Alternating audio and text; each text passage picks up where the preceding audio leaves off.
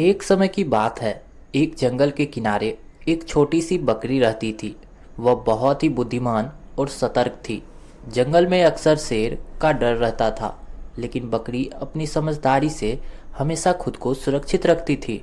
बकरी अपने लिए घास चरने के लिए दूर दूर तक जाती थी, लेकिन वह हमेशा अपनी आंखें और कान खुले रखती थी। उसने जंगल के सभी सुरक्षित रास्तों को याद कर लिया था।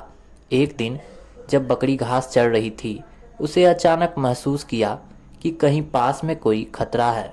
उसने चारों ओर देखा तो उसे झाड़ियाँ के पीछे से शेर की आंखें चमकती हुई दिखी। शेर कई दिनों से बकरी का पीछा कर रहा था। वह सोचता था, यह बकरी बहुत स्वादिष्ट होगी, लेकिन यह बड़ी चालाक है। इसे पकड़ने के लिए मुझे भी चालाकी करनी होगी। शेर ने बकरी से कहा, प्यारी बकरी, डरो मत, मैं तुम्हारा दोस्त बनना चाहता हूँ। मैंने सुना है कि तुम बहुत समझदार हो।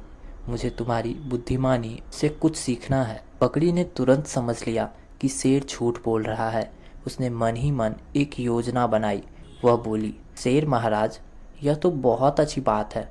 मुझे भी आपसे बहुत कुछ सीखने को मिलेगा, लेकिन पहले मुझे अपनी गुफा तक जाने दो, ताकि मैं अपनी संतानों को देख कर आऊँ। फिर मैं आपके साथ बैठकर बातचीत करूँगी। शेर को लगा कि बकरी सच कह रही है।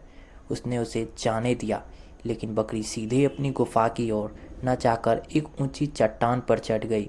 वहाँ से उसने शेर को देखा और जोर से हंसकर बोली, महाराज, मैं आपकी बातों में आने वाली नहीं हूँ। आपने मुझे धोखा देने की कोशिश की, लेकिन यह इतना आसान नहीं है। अब आप यहाँ से चले जाएं। शेर को बकरी की चालाकी का अंदाज़ा हो गया। वह गुस्से से दहाड़ा, लेकिन कुछ कर नहीं सका।